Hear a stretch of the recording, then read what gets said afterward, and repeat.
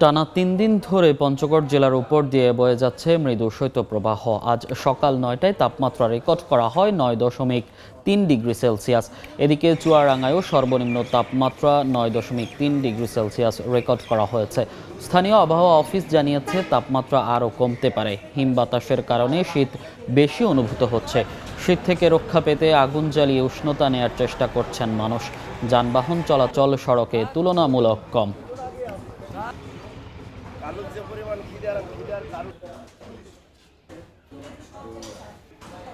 দেখতেছিস না?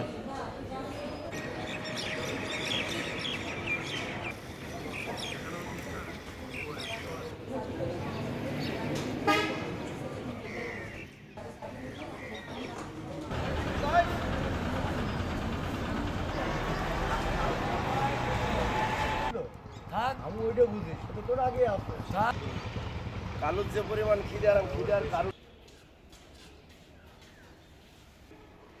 দেখতেছিস না?